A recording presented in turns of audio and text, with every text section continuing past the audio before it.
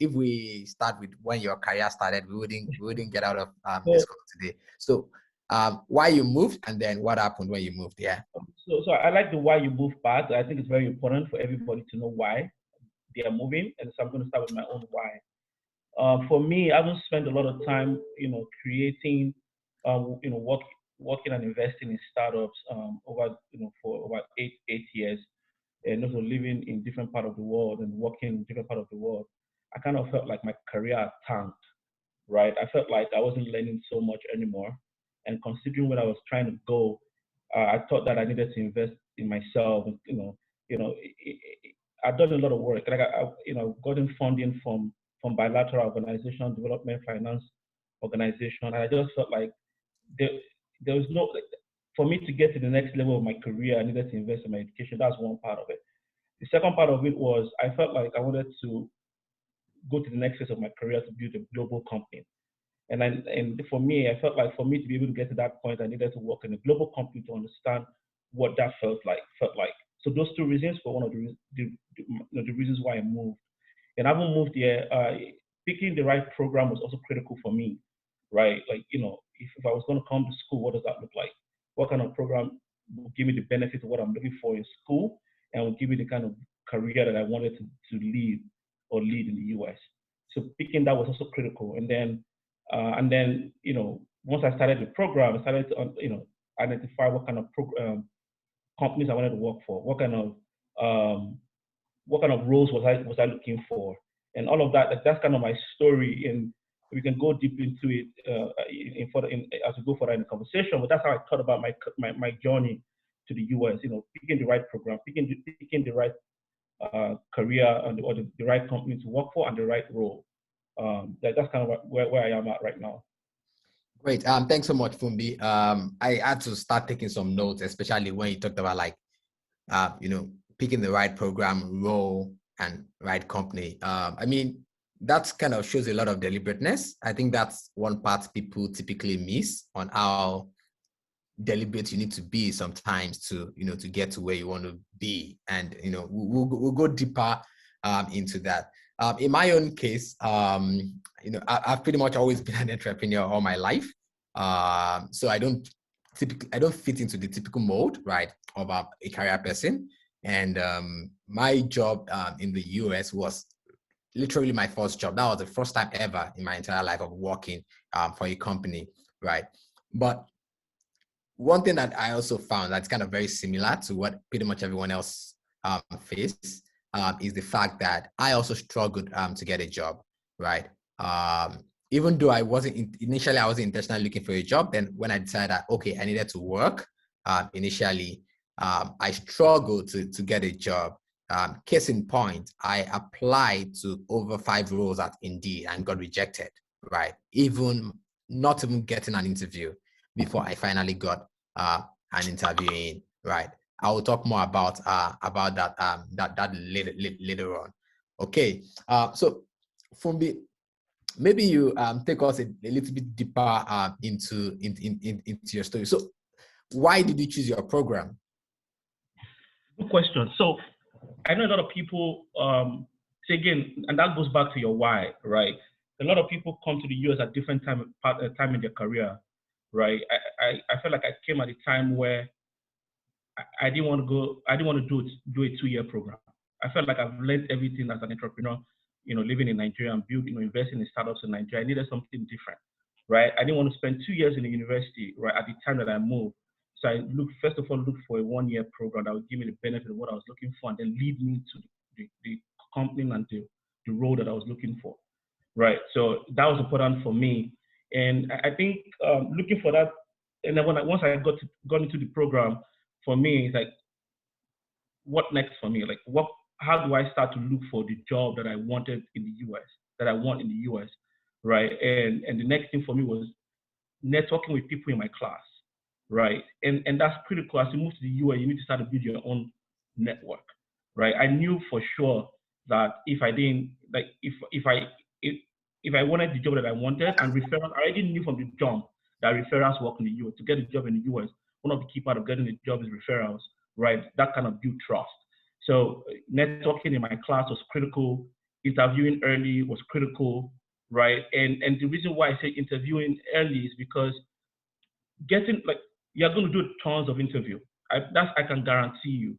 I know for sure that I had interactions with over 75 recruiters, right? Interactions. I I interviewed with all the top companies apart from I was doing my math today. I interviewed almost all the companies apart from Tesla and Netflix, right? And I got to the point where I'm like, oh, I had all of these interactions. The other thing that I mentioned that I did that worked for me was attending career fairs, right? And critical because you're new in the country. There are a lot of smart people in the US. Smart people. You have to be very creative about how you go about looking for a job. And so there's a lot of all of these the NSB, MBA, national MBA conferences, Afrotech. I went to all of these places, right? But I knew who I wanted to talk to. I knew what I wanted to do. And the last, I will stop here. I'm going to mention 2 points before I stop talking. When people move to the US, they make a mistake. Recruiters are always looking at your LinkedIn, right? They are always looking at, that's the first point of call. So what you want to do is you want to let your LinkedIn tell your story. Let your job, your job experience from the beginning to where you are today, let there be a connection between all of them. Let there be a trajectory, right? They must connect. And let whatever you have on your LinkedIn must reflect in your resume. I had to do all of that stuff, right? To make sure that there's a connection, there's a story behind what I was telling and networking. Let me stop there before I keep going. Yeah, I mean, you can keep going and on and on and on. I know a bit about your story, right? And maybe also I would kind of ask you some surprise questions, even though I know a bit about your story, especially around why some things don't work. I mean, it's easy to say, hey, this is what works. This is what works, right? In those stories, I would love to kind of let people get a sense of why some things don't work. So maybe you want to talk about, and I mean, it's really up to you. Do you want to, if you don't mind, do you want to kind of give a sense of like grades, how grades matter? Talk about grades, like bachelor's grades, talk about master's grades, and how everything coincided in your own case to get a job or did not, right? And pretty much what kind of moved things in your favor despite all of that, So if you can, shed some light on that. So grades, it depends. So moving to the US, grades, it depends on so grades. In my own case, grades do not really have a lot of role to play, but I can tell you that in some situations they will, because I came in with a lot of experience in my program, right? It didn't really play a role. I guess my what's it called? My GRE played a bigger role. My essays played a bigger role. My level of experience, I haven't worked in across all of these countries as I've worked in, and my experience working with all of these financing organizations played even bigger roles, right? I think once you get into the university, when I came with the mindset that I needed to ace my classes and all that, I did all of that stuff, right? My first semester, 4 points, second 4 points. I'm like, well, someone just told me, these things don't matter, right? Grades don't really matter if you want to get a good job, right? You need to start interview. So I spent less time on my grades once I got to my third semester, right? And started to focus on interviewing more. So it depends on where you're coming from, what you're looking for. For people who are trying to go further their education and go to, further to the PhD, really grades matter. But again, you need to focus on your grades for sure. I'm just saying, in the grand scheme of things, right, it didn't really play that much of a role. Once I started to interview, my recruiters didn't care, right? My recruiter never asked me for a second what I was doing, how good I was doing in class, or how bad I was doing. Thank you, Fumbi. I do recall then, when you told me about like your first semester grades, like you were all blazing and everything. And then next thing I knew, you were just like super focused on interviewing with pretty much every leading company you could get there. So maybe I just kind of throw a bit of my own experience on that as well. I didn't get to do a lot of interviews in my own case before joining Indeed, but like I mentioned earlier, I applied for maybe 20, 25 jobs, and I think I only got 2 interviews in total, right? Indeed, got rejected for like 5 different roles that I applied for, right? And then the one I got the interview for, I got the job. And probably that's the interview I prepared for the most in my entire life, right? And because I just knew that like it was just one opportunity, I didn't want to miss it. But maybe the bigger question is why was I getting rejected, right?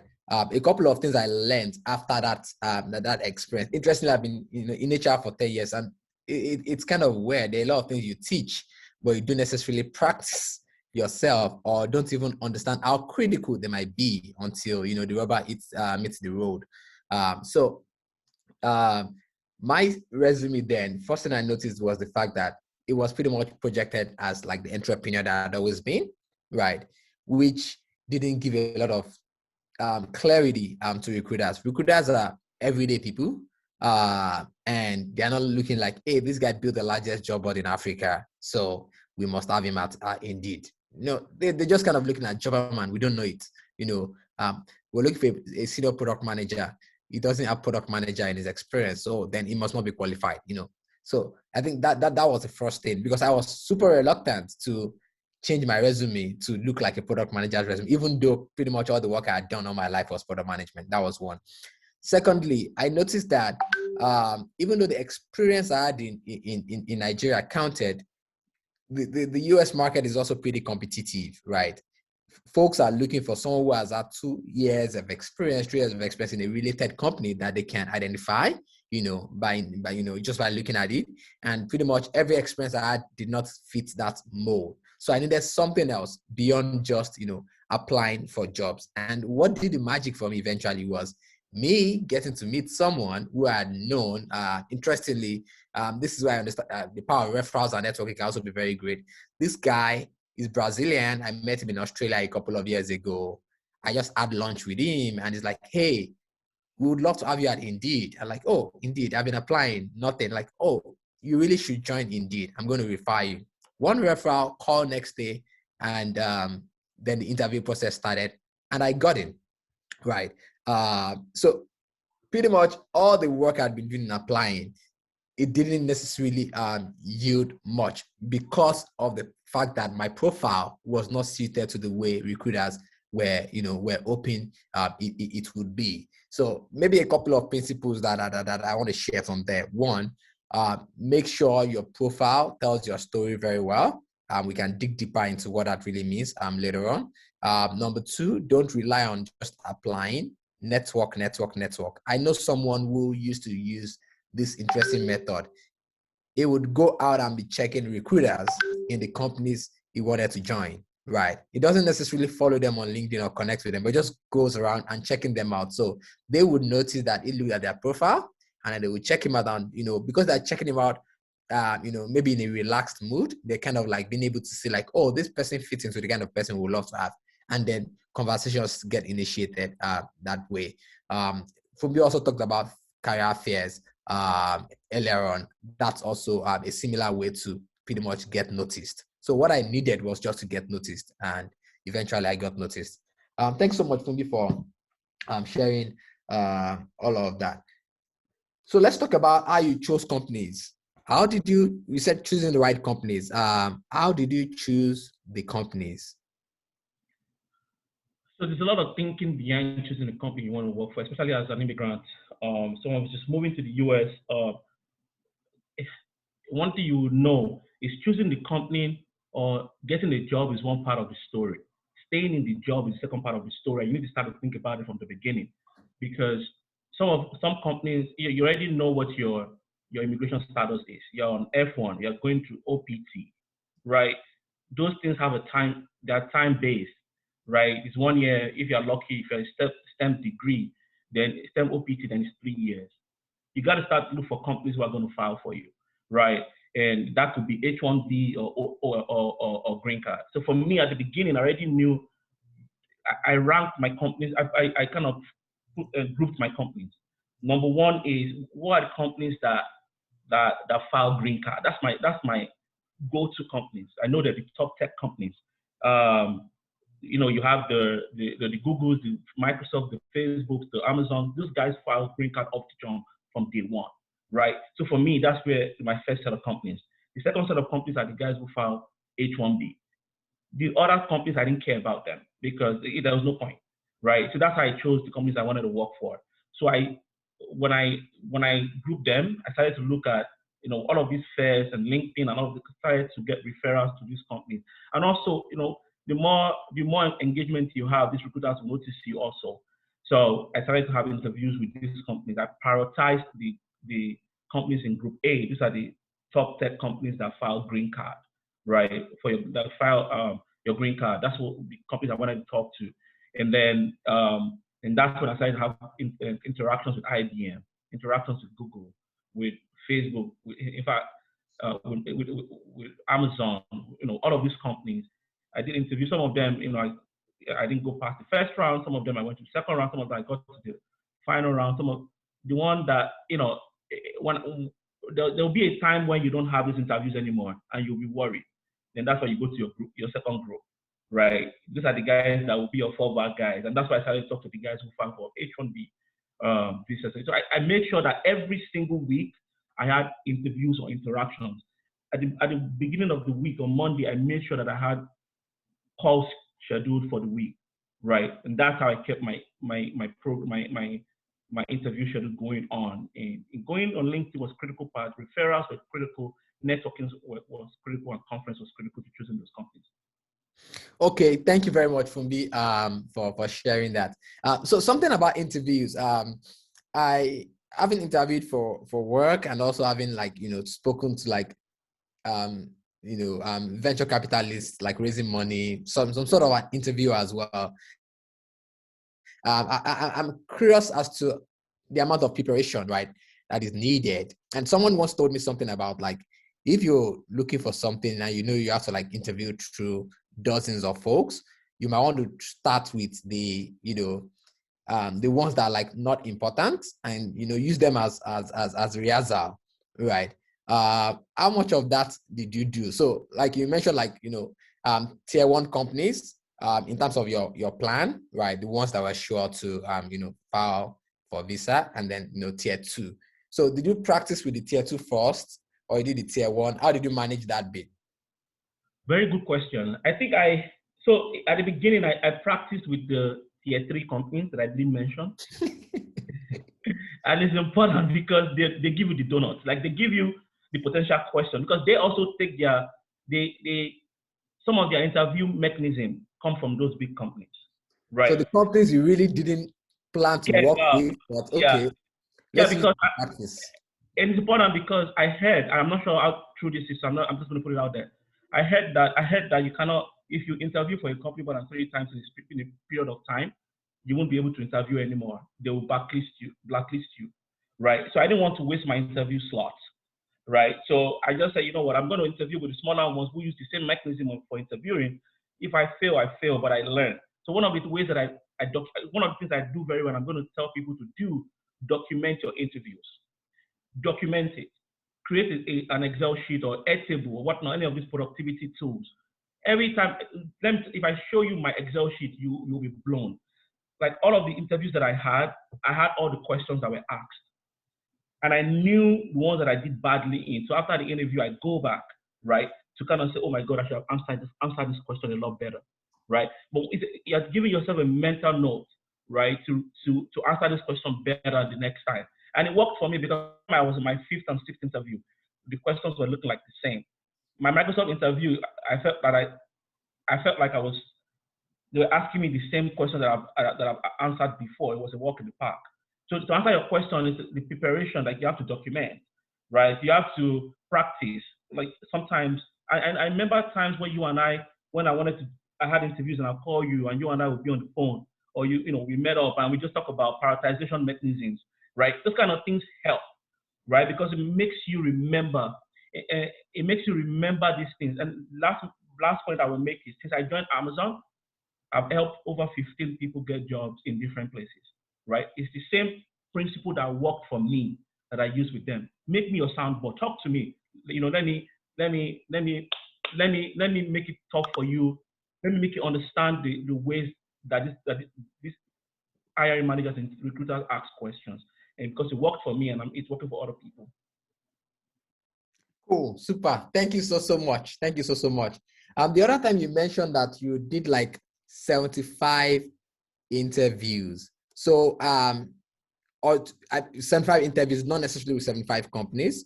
Can you talk about your strike rate in terms of like how many companies you applied to and how many responded? Was it kind of even all through the process, or initially you were not getting, and once you started getting it, you just started having like higher strike rates? Do you want to talk to that process? Basically, let me tell you what I'm trying to kind of get out from there. I'm trying to get a sense of whether there was something you were changing, like iterative feedback, from every single step that kind of led into the other one, and then just made things better and smoother, right? So folks can know that you can start with one CV, and by the time you end through the whole process, you're ending with another one. Just talk through how it worked for you. Okay, so what I did was I revamped my resume. My resume is so entrepreneur, investor heavy, right? But I also know that my job experience, my background is computer science, and some of the work that I've done in the past were product management with startups that I've invested in. So I made sure that I made product management very explicit, right? Because those are the roles that I was looking for. So revamped my resume to fit the kind of jobs I was looking for, and made sure my LinkedIn reflected that also.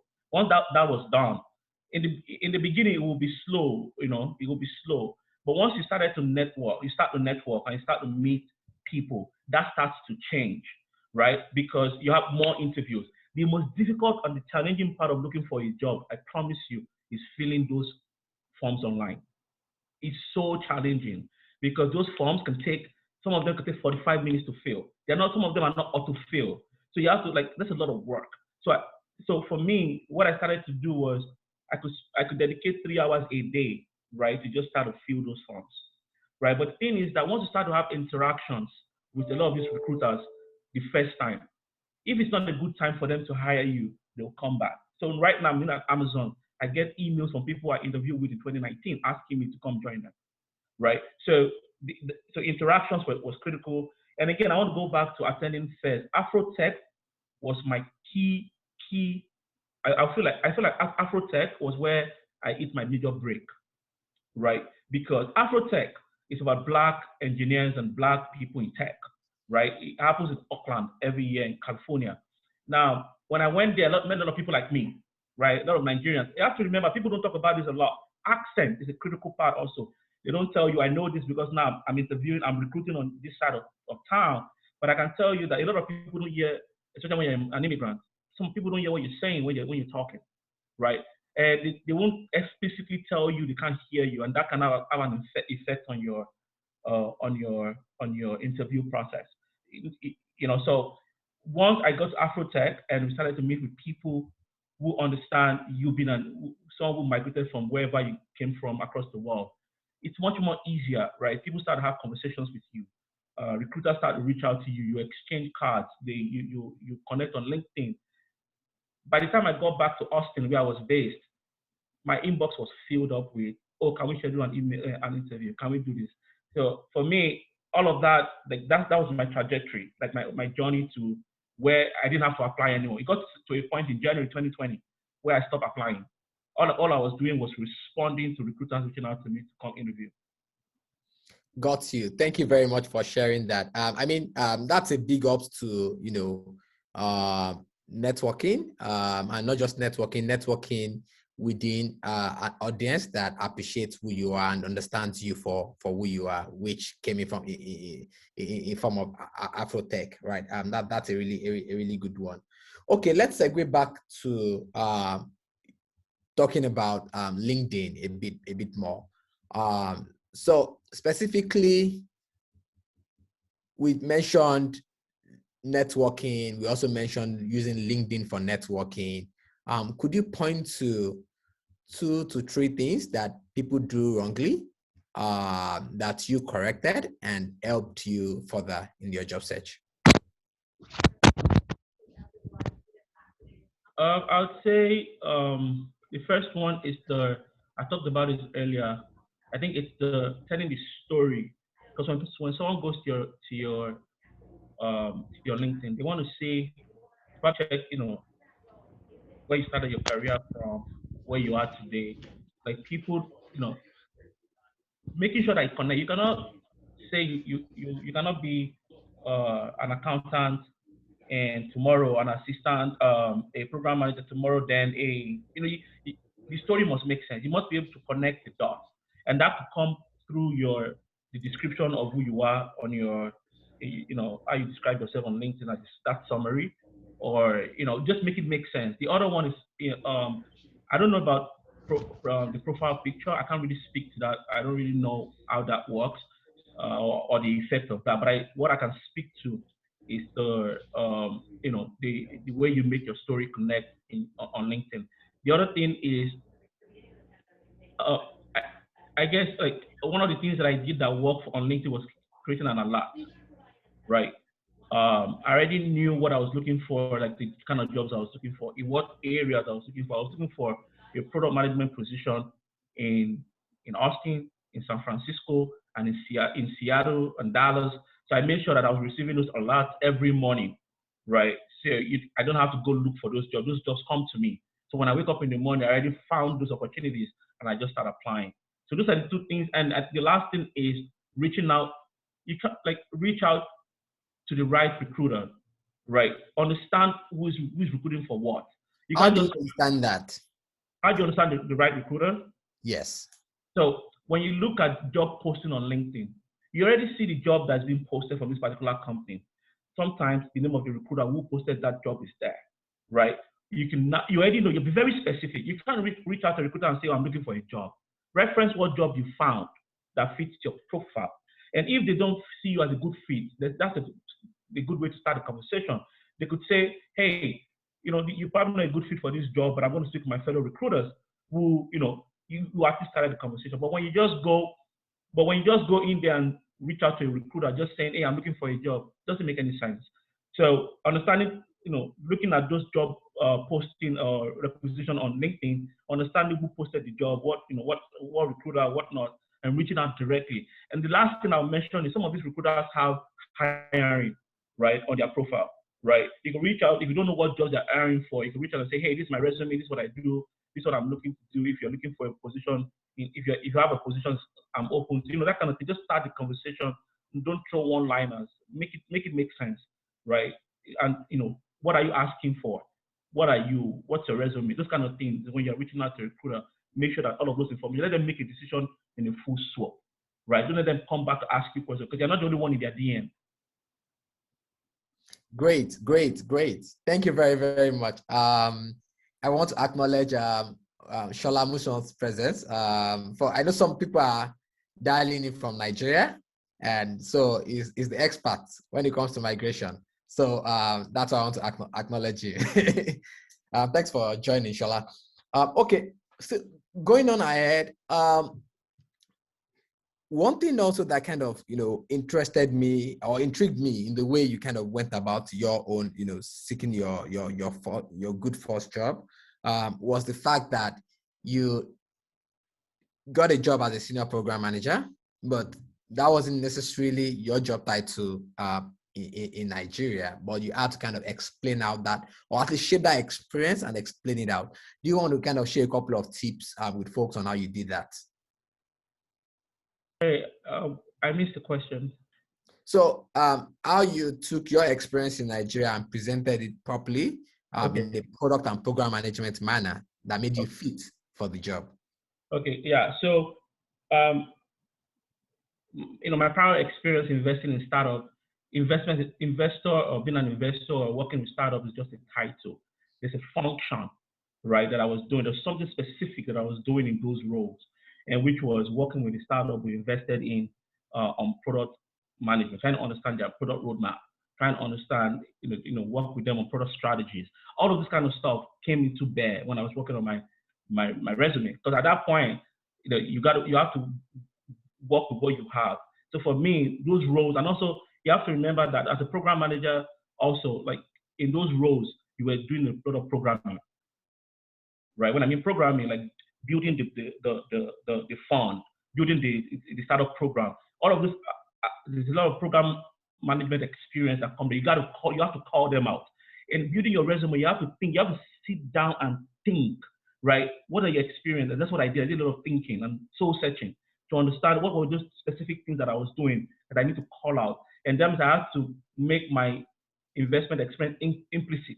I have to make it silent and make my program and product management experience a lot more explicit, and then call that out in my resume, right? So that's not, so a lot of people will say, oh, nobody's asking anybody to tell lies. Don't lie because you'll be caught, but make sure that you call out your experience the way that it is, right? And so for me, I just slowed down my investor, whatnot, and called out my product and program management experience as to what I did in the past. Yeah. And then I'm able to speak to it also because I've done those roles. Yeah, thank you very much, Fumbi. I think what people fail to realize is the fact that you can think harder about anything you've done, right? And bring out some lessons in there that pretty much feels or is a function or is a trait that you will need to be demonstrated in the other job title, right? And then you can now talk extensively about that. But to do that successfully, you need to have a command of your job. You have to actually know what you did, right? And know it very well. I think that's where the challenge is. For someone like you, for someone like me, having been business leaders, there's a part of project management that has been done, a part of IT service management that has been done. There's a part of product management that has been done, right? That one can draw out, and focus on that and speak to it very, very well. I can share a bit of my own example there as well. When I joined it, I joined as the product lead for an API team, right? Now that is very technical because here I was leading the team that was building APIs for the biggest job platform in the world, right? And when last did I code? Maybe 7 years before that, right? When last did I actually lay my hand on like even testing APIs, talk less of writing microservices, tons of years ago, right? But what it took was me digging back into my last 2 years experience where I actually helped digital banks connect to APIs of NIBs and whatnot, and to think through that experience. What exactly were we trying to do?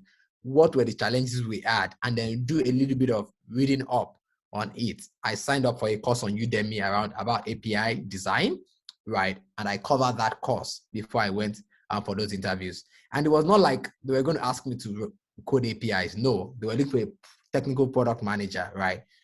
But then I realized that understanding API design again, coupled with the business knowledge, which I had learned by just going for meetings at InterSwitch, NIBs and whatnot, would put me at a vantage point to be able to kind of talk through what is expected, right? And I think that worked perfectly for me. So yeah, let me also talk a bit more about the sorry, one moment, the interviewing early bit as well. We just ran a poll just now. Thank you very much if you contributed to that poll. You shared your own thoughts. The question was 75 interviews. Too much, too little, or just okay? Interesting results. 57% said too much, right? 9% said too little, and 35% said just okay, right? Polls are lovely, right? Even though sometimes it looks like people want to, lie about it, but eventually the voice of the people is the voice of God, right? It comes out to what people really think. For me, do you think that's like, what do you think about that result? 57% too much, 75 interviews, that's probably 5 or 4 interviews per company, maybe 15 companies that you worked with. Thoughts? So some of them were things you can't control. So I'll give an example. When I, maybe if the pandemic didn't happen, that would be reduced to maybe 60. But I got an offer from Microsoft where, and in this another thing that, one thing I wanted to mention to people is, look, until you start on day one, don't stop interviewing. You will be shocked, right? Companies rescind offers, and it happened to me, right? Because I got my offer, my Microsoft offer right when the pandemic hit, and I was I remember calling up. I'm like, damn, this is over, and my recruiter ghosted me for 3 months, right? I didn't hear a word from my recruiter, and I later heard it because of the pandemic. I'm saying this to say that there's a lot of things you can't control, right? And in this situation, I couldn't control that. And when I didn't hear from my recruiter for about 2-3 weeks after they told me that I got a job, I started to interview again, right? That's one part of it. The other part of it is you have to remember that when you move to this country for the first time, like I said, there are a lot of smart people in this country. There are a lot of smart people who are trying to get those jobs. You better prepare. And those interviews are your mock. For me, like I said, were mock interviews for me to go to where I wanted to go. So all those like interviewing with smaller companies to understand the way interviews go in this country. I haven't worked this job was my first job that I was applying for in 10 years, right? So interviewing is not a joke. It's not a joke, right? Especially when you come to this country with a mentality that you've done a lot. They will humble you, right? Because people like your experience in Africa, in wherever you've lived, is different. With the way that recruiters see it is extremely different. So you have to learn to be conscious of those things, right? So it's a journey, and some of us will have this experience differently, by the way, right? So that's my own experience, and it could be different for other people. Yeah, thank you very much. I mean, just in general, getting 6-figure jobs, it's not easy, right? Comes with that preparation, right? And that like deliberateness and, going through all those painful processes, learning with the smaller guys, moving to the bigger guys, having your stuff correct from a networking point of view and networking heavily, So if you ask me, I guess I also don't know whether it's too much or too little, right? But if that's what it takes, then that's it. Yeah. So let's talk about salary negotiations a bit. You're looking for your first job, right? But yet you want it to be a great job. The recruiter knows that you've always worked in Nigeria. So the recruiter is already sizing you up like, this one, whatever I offer this one, he or she will take, right? How do you undo that? The part of, should I take it? If I say no, this thing I've worked for the last 6 months, it's out of the window, right? Or should I take whatever they are giving me?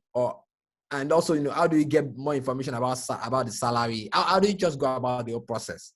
Let's talk about that. So one tool that I've not mentioned, I should have mentioned is Glassdoor. Glassdoor is a helpful tool. It helped me during my interview process and also negotiating. So that's a good resource. But I would say that I don't think that my story is a good way to measure what a good negotiation was. And I'll tell you what. When I was about to join Amazon, right? I had at the back of my head that Microsoft just ghosted me, right? And I didn't want Amazon to ghost me, right? And I didn't want to feel. So again, I'm saying this to say that my ability to negotiate was I didn't push it, right? And I know that today I haven't joined, right? That's one. But the second thing that I mentioned is know what you're worth, right? Like know what the role pays for in your location, in the location you are going to, right? Because I live in Seattle. It's not the same if I lived in Austin, right? Because the cost of living is different. If you have to figure out what does the role pay, and you can find out from Glassdoor, your peers, your colleagues, whatnot. Negotiate. Yeah, I did negotiate, but I feel like I could have pushed it a little bit. So negotiate, know what you're worth. So they're gonna test you, right? And one thing you shouldn't do, I did it because I knew that Amazon was gonna file for me. In my mind, I was like, well, I won't push too hard so that I don't lose this opportunity. But that was the wrong way to think about it, right? So yes, you're correct. Negotiate, right? Know what the first way to start is know what the role is supposed to pay. Find out from people, negotiate, and of course be careful also. Don't push too, Once you're getting a sense, pay attention. Once you are getting the sense that they're telling you this is the last offer, at that point, no, that's when you need to stop negotiating, right? It's either you take it or you leave it, right? But don't push it, right? So you just know your balance. There's a balance. Okay, thank you very much, Fumbi. I would want us to have some time for questions, but so I'll just kind of end it with one last question, which you can contribute to, and I also would share some thoughts. For folks that are like, hey, what are the good opportunities today in the US for jobs and say Canada, right? What fields? I know everybody talks about IT, so you might want to share some thoughts around like spaces in IT and even outside IT. That people could aspire to work in. So this is confidential. This is going to be confidential information. I hope my colleagues are not on the call. Amazon is struggling to hire Ds and BIs. So I mean data engineers and a business intelligence engineer. Last year in my organization, we could only hire 40 people externally, and that's like 5% of what we're looking for, right? So tech, there's a huge opportunity in tech, right? For sure. I know someone asked about consulting. It's a huge opportunity in consulting too, because a lot of the consulting companies are now embracing innovation and technology. So a lot of people that they are hiring that I see are also like data-driven roles, right? Like data engineers, business data scientists, business intelligence engineers. So yeah, I don't know about other roles, but I'll tell you that tech is where I see the opportunity. A lot of the opportunities. And you can also go a little bit further to project management, as long as healthcare, you're correct. But that's why I say tech. It could be health tech, education tech. COVID has opened a lot of opportunities for us to explore technology to do a lot of things. Cloud technology also. When I say tech, it's all encompassing. It's like software engineers, data engineers, cloud engineers. That's where the opportunity. That's where from where I sit today in my organization, there's a lot of those lacking. And I would say if you have the opportunity to learn, I would say you should explore those roles. Yeah, Fumbi, I second that as well. IT majorly, but the good part is software is eating the world, such that IT can be felt in pretty much every sector today. So IT in core IT in logistics, IT in healthcare is also booming, healthcare informatics.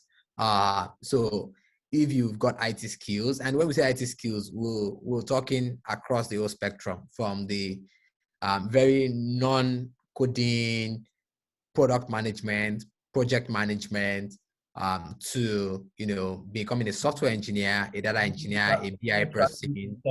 This is like business strategist in tech, right? Because somebody has got to take that product to market, right? Because Exactly. when you build it, somebody has got to understand, how to, your product marketing specialists, those kind of people are very essential also. Yeah. So all of that opportunities you can avail of. I know diversity and inclusion also plays a part in our companies hire today. A lot of companies are looking to to improve how they look on a diversity and inclusion level. So as someone coming from Africa, if you're really good, you get a good chance to get in. In terms of where to learn some of these things, I think two things. One, certifications are great, but being able to do projects, even if it's freelance projects on your own, can be better. With that, I'll segue into questions. I think the first question, so please, if you have questions, you can start putting them in the chat, but we have a couple of questions and comments already, so I'll just kind of run through some of those very quickly. So the first one is, I have a PMP, what do I need to do to land a job? I've sent in several resumes for project management jobs. I think there's a lot we've spoken about in this meeting that can help.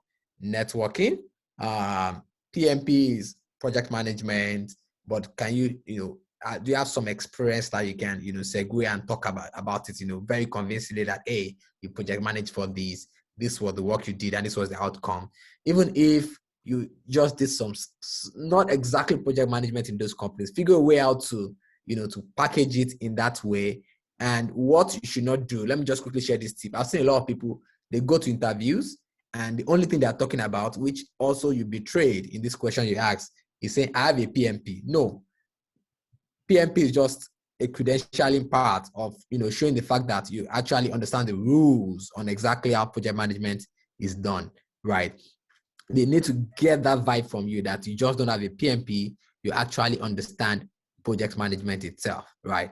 Even if you got your PMP last year, I would rather you talk about project management more like I've been doing it for the last 4 years.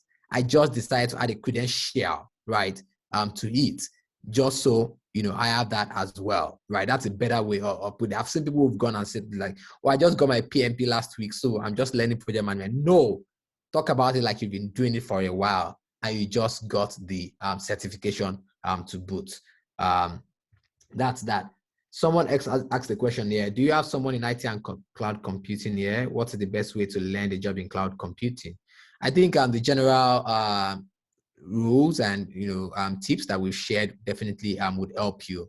Just like in any other area in IT or in other sectors, the same rules for job search and getting a good job, a good first job applies.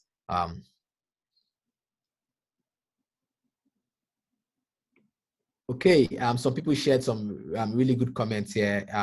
Moyo, Kemiro Timmy, get your thick skin ready for ghosting, but complement it with some persistence, aka tasteful follow-ups, and the reward will be worth it. Yes, following up with your recruiters, that's also very good. They are also humans. They have a job, but at the same time, they also want to earn money by getting you in. So the feeling is mutual and they can be symbiotic if you play it well. So if you reach out to them, treat them well, they will treat you well accordingly. Someone asked there, when you say 6-figure jobs, what is a decent salary range? Fumbi, do you want to talk about that? What's a decent salary range? You can tell us your salary if you feel like.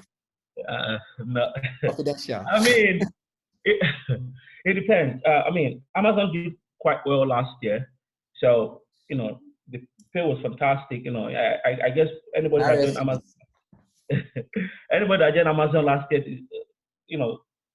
got a good one there, even in terms of RSU. But I would say that it depends. Your experience also comes to play, right? Your experience, a good salary is a function of your experience, where you're, what value you're bringing to your team, where you live. All of those things play a big role. It's very hard to respond to the question of what a good 6-figure salary is. It's very subjective. So it's going to be a function of your experience, where you're living, and how valuable, what kind of job you're going to do in your company. Yeah, I think location also matters. So pretty much 6 digits starts from 100,000, and it ends at $999, right? I think a decent one would be between 100K and also like 350 for a first job, depending on location and experience.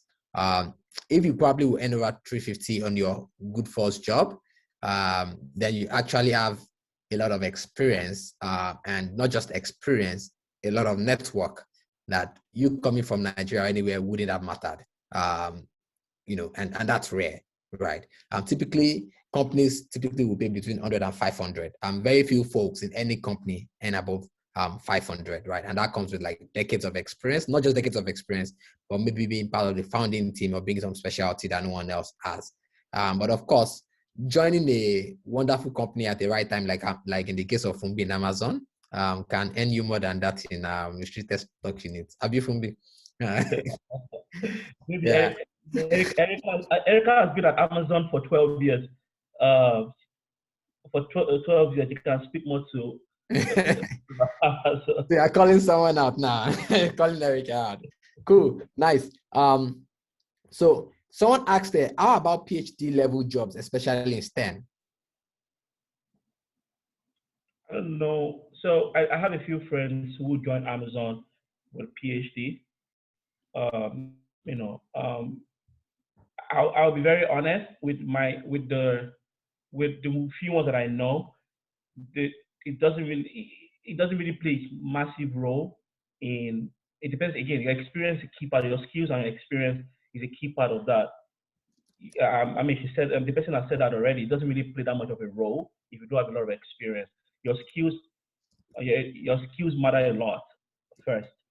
So Erica said, I don't know if the person is a male or female, has a PhD. You know, it doesn't really matter. Female, sorry, thank you. Okay, thank you very much. Though I have noticed something though, some companies like to hire PhDs a lot, especially in their R&D teams, because they just believe PhDs have the intellectual rigor that is needed for those teams. You know, so for example, maybe in research or in AI, you know, where they believe that you still have to learn and unlearn what you know and learn their tools, they tend to go for people who have shown intellectual rigor. And PhD tends to be a very simple way to judge that. Olufunbi, you mentioned networking plays a huge role in the recruitment process. When do you reach out to the recruiters? What kind of questions do you ask to impress them? So when you're connected with recruiters, like in open forums, like career fairs, unfortunately, they have like maybe 1 minute to talk to you, right? Because there's probably a long queue. So the first thing that I do is, you know, talk about my experience very quickly and what I'm looking for. So networking, that's how it works one-on-one. But if you wanted to, when I'm networking like via LinkedIn or any, I've mentioned that before, like go straight to the point, but make sure that you provide all of the information for them to decide to talk to you or not. So there's not one-liners, right? And one key thing is referral work for me. For my Microsoft and my Amazon jobs, right? Referral played a key role in me getting through in the door of the interview itself, right? So that's how it works for me. Cool. Someone asked the question, how effective is LinkedIn networking? Super effective, right? You can do a bit more than LinkedIn, but even if LinkedIn is all you've got, LinkedIn really works. You can also subscribe for LinkedIn Premium for between maybe the period when you're looking for a job, so you can be able to, you know, see who is checking you, reach out to more recruiters and whatnot. I think we are super out of time. Someone is asking for a referral here. Fumbi, if you can do that, reach out to Fumbi Falayi on LinkedIn and then ask directly for that referral. There's something Money is also coming up with that's going to make referrals super easy for folks from the same community. Look out for that. Okay, so our time is up. This is 7 p.m. already, Central Time. And I wouldn't want to waste or take too much of your time. So I think we'll just kind of end it here. But let's say this. This is one. Joke, do you want to kind of share more information about what we have in store in terms of the series and the next? Oh yes. Thank you so much, Fumbi and Ope, for sharing all them insightful tips. Guys, this session is just one of many to come. We actually even have another session on jobs and careers generally in the next 2 weeks. That's Thursday the 13th, I think. But yeah, just look out for an email from us. We'll give you an update on that. For all the questions that we couldn't answer here, I will make sure to compile them so that we can take some of them in the next session. The last one we held was on tax planning. We're hosting as many webinars as possible to give you as much information as you need as a Nigerian in the US. All right, so look out for that. And of course, Ope also mentioned some of the things we're building. We actually even have an offer right now. If you're a Nigerian in the US, we have an offer for you to be able to send your first transfer. On your first transfer this weekend, you're getting an extra 2,000 Naira. So anybody you're sending money to, the first person you're sending money to actually in Nigeria this weekend. And of course, we have great rates. So our rates as of today is $1 gives you 467 Naira You won't find it anywhere else. All right. So guys, please follow us on social media to get any updates. Look out for an email from us. We will send the replay of this video, of this webinar. We'll send it to you via email once it's up. If you've subscribed to our YouTube as well, you get that once we go live on that front. But thank you guys for your time. We really appreciate it. Thank you very much. We did a hour without any marketing. So forgive us for throwing the last 2 minutes in. But yes, that's Money Me for You. We are helping migrants do more. Thank you for attending. See you next time. Bye. Bye.